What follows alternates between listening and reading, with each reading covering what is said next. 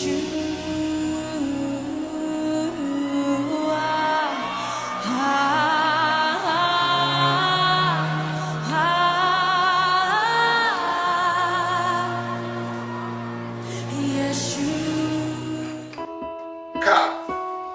sans lui, et c'est par lui que nous échangeons. Car sans lui, c'est par lui que nous sommes transformés. Car sans lui et par lui, tout ce peut être possible dans ta vie. Merci Seigneur. Amen. Amen. Acclame maintenant pour ta présence. Acclame maintenant pour ton nom. Amen. Pourquoi tu acclames toi-même? Parce qu'il y a beaucoup qui ont désiré d'être dans la présence de Dieu, mais ils sont aujourd'hui à Gabosé. Écoutez, Dieu ne pardonne pas devant.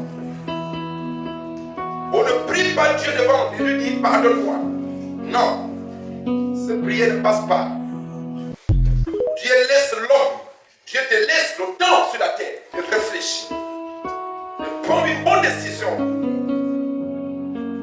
Car il sait que si l'homme ferme les yeux sur la terre et qu'il meurt, il n'y a pas de repentance devant.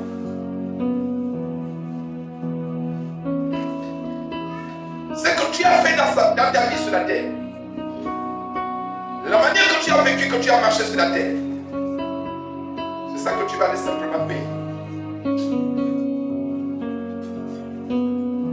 Non, n'attends pas. C'est aujourd'hui que tu dois prendre cette décision, cette bonne décision, d'appartenir à Jésus, de lui donner véritablement ta vie et le servir. Amen. C'est les femmes sages, c'est les gens sages qui réfléchissent ainsi. Mais les personnes insensées, ils pensent qu'ils peuvent rattraper devant. Non. Le programme de ta vie ne t'appartient pas. Et sous le contrôle de quelqu'un que nous ne maîtrisons pas. Voilà ta présence aujourd'hui dans sa maison est nécessaire pour toi. Profite de cette occasion et atteste-toi Dieu. Parce que tu ne sais pas de demain ce qui peut se passer. Alléluia. J'ai témoigné quelque part dans la semaine. Il y a une jeune fille qui était invitée à l'église, ici à Libreville. Elle était invitée à l'église par sa copine, qui était hôtesse aux sécurité, qu'on appelle l'accueil. Et elle invite sa copine parce qu'elle aimait. Elle dit, je t'invite à l'église. Comme sa copine avait été une telle poulet, elle arrive à l'église et elle honorait l'invitation.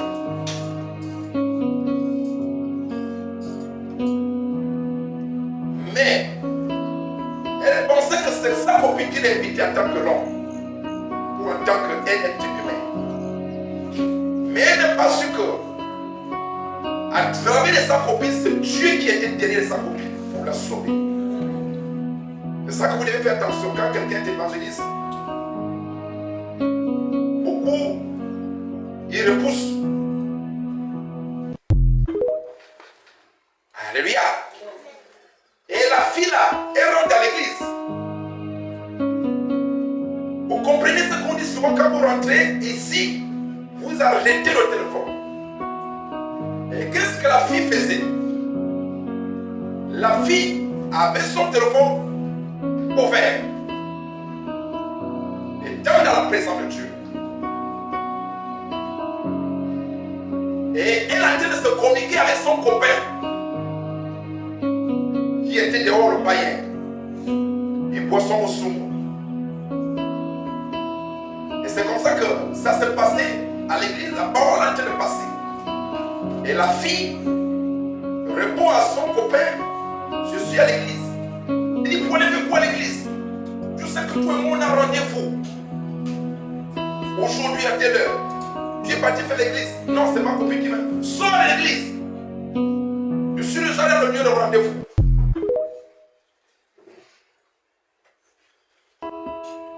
Alléluia. Et la fille va sortir. Elle arrive là où son copain était, à la route. Et il fallait qu'elle traverse la route pour arriver là où son copain était, de l'autre côté. Et son copain était devant la route. Et la fille se trouvait de l'autre côté de la route. Ils se parlaient, traversent. Voilà, il faut regarder. Et pourtant ils ont bien regardé, à cause de quoi il n'y avait pas la voiture. Mais quand il va se mettre sur la route est venue l'écraser. Les boyaux tout étaient au sol. Le crâne était broyé comme un animal.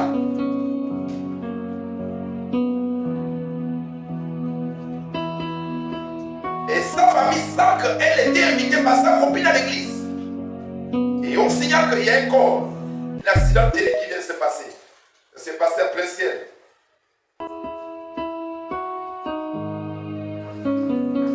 Et les gens qui ont suivi, on dit qu'ils parlaient avec un homme. Ils ont saisi l'homme. Tu es qui? Les parents ne connaissent pas. Tu es qui? Tu étais avec la vie. On sait que la vie est partie de l'église. Il dit non, c'est moi qui l'ai dit. Donc, il ne peut même plus parler. Il fallait au tribunal, disons en prison. Et il va parler. Que je l'ai appelé de sortir à l'église. Et dans les téléphones, on tourne les messages avec le gars. Il sort de l'église. Et la fille va sortir et dire ok. C'est là où je t'attends. Amen. Est-ce que tu es invité par quelqu'un ce matin? Est-ce que tu es venu par invitation de quelqu'un? Oublie que c'est un homme qui t'a invité. Et c'est Dieu. Parce qu'il sait ce qui peut arriver dans ta vie ici. Les emplois seront bien là. Pour la semaine prochaine que tu ne maîtrises pas. Alléluia. Que toi et moi ne maîtrisent pas. C'est pour ça que Dieu nous dit d'évangéliser. D'attirer un millier de personnes pour tout le monde en lui. Par l'évangélisation. L'évangélisation était le moyen de tirer tout ce qui est encore dehors en Dieu pour qu'ils soient sauvés.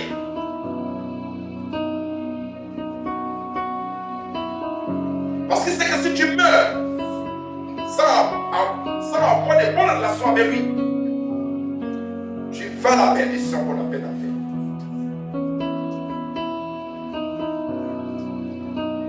Et il y a tout à l'heure, il y a un mot qui m'a touché par le taximan qui m'a déposé ici. Je parlais aux policiers, ceux qui font le racatage, je vole en haut. Je lui ai dit, bon, je vais à l'église avec la famille. Il dit, c'est bien. C'est bien d'aller à l'église. Il n'est pas sûr pourquoi j'ai lancé ça, je lui dis ça.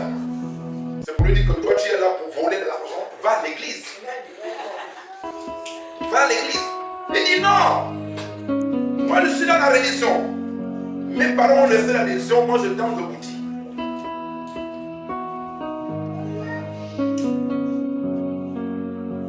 Et il doit suivre les traces. Il doit suivre les traces de ses ancêtres, puisque tous ils dansaient le bouti. Je lui ai dit, mais supposons que tes ancêtres étaient à l'erreur. Donc toi aussi tu vas accepter d'être à l'erreur.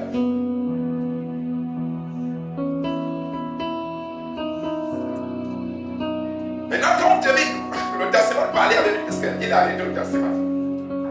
Et c'est comme ça le testament dit, mon frère, je parle aussi avec mon petit frère hier, qui ne prie plus. Il est décédé. Et il a commencé à parler de toi, tu ne pries plus. C'est comme ça que le testament dit, frère, laisse-le.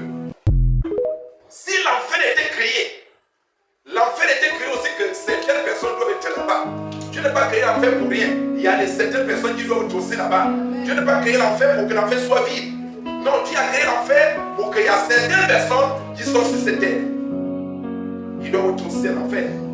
C'est une place aussi réservée. Alléluia.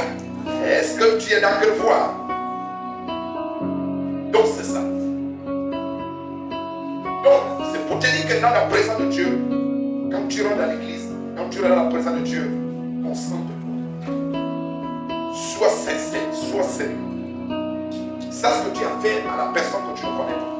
Oui, mais tu as entraîné des frères et des sœurs qui sont à côté de toi, mais vous êtes en face de la personne que vous ne mettez pas. Et c'est tout esprit, et l'esprit. Amen. Alléluia. Amen. Prends la parole de Dieu.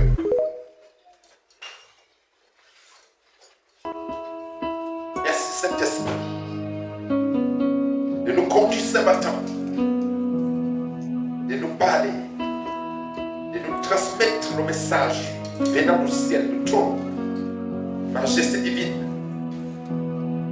Je m'abandonne à toi, Seigneur. Je prie que toute intelligence humaine, je prie que tout ce qui est cher, je prie que tout ce qui est négatif à moi soit enlevé. Au nom de Jésus-Christ maintenant. Et que je sois investi de ta présence, de ton autorité, de ta puissance. Avec les paroles qui vont sortir dans mon soir, tes paroles. Et que je sois simplement un objet, un instrument.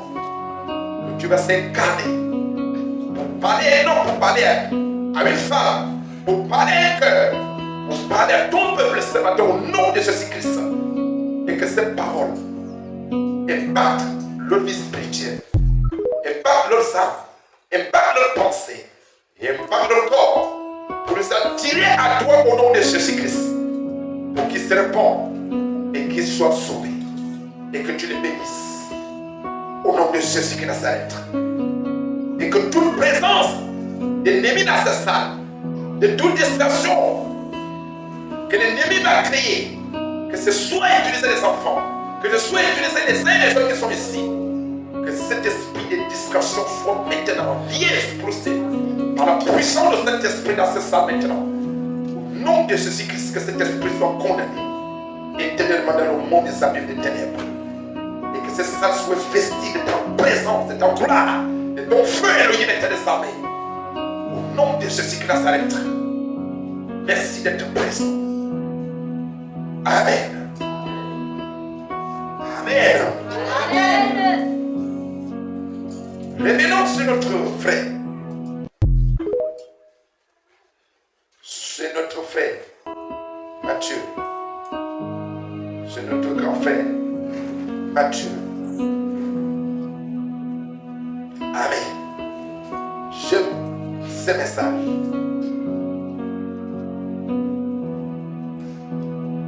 Et nous avons écouté la dernière fois, et l'Esprit de Dieu veut que nous soyons sur ce point. Pourquoi? Parce que il y a trop d'ignorance. Et il dit mon peuple périt pour les connaissances. Les amis, c'est l'ignorance qui tue. Amen. C'est pour cela que Dieu est en train de sauver celui qui est à côté de toi. Ton ami, voilà, tes frères, tes soeurs, tout ce qui peut être à côté de toi. Fais tout et les sauver. Amen. Parce que c'est l'ignorance qui tue. Mon peuple périt faute de connaissance. Dis le Seigneur. Matthieu chapitre 25. Nous prenons verset 30 aujourd'hui. Nous prenons verset 30 aujourd'hui. Et il est dit ici que le serviteur inutile, oh la servante inutile, jetez-le dans les ténèbres du dehors, où il aura des pleurs et des grincements dedans. Un homme inutile sur la terre, une femme inutile, un jeune homme inutile, une jeune fille inutile. Il dit, liez-le et mettez-le dehors. inutile sur la terre. Les amis, la terre nous a été prêtée pour un temps, pour accomplir quelque chose pour Dieu. Si tu marches sur ses pieds, sache que c'est cette terre-là qui va te juger. C'est pourquoi vous constatez que ceux qui lisent la parole de Dieu, la parole de Dieu dit que quand Dieu s'est énervé, et que le peuple qu'il avait délivré à l'Égypte, ils ont commencé à se corrompre, à mener à Dieu de s'énerver. La parole dit que Dieu est dans le ciel, il parlait à la terre. Il dit à la terre, ouvre la bouche. Comprenez ça, que la terre que tu marches à la bouche, ça veut dire que si quelque chose à la bouche, a les yeux également. Est-ce que tu comprends ça? Donc Dieu parle à la terre dans le ciel. Il dit, ouvre la bouche, ta bouche.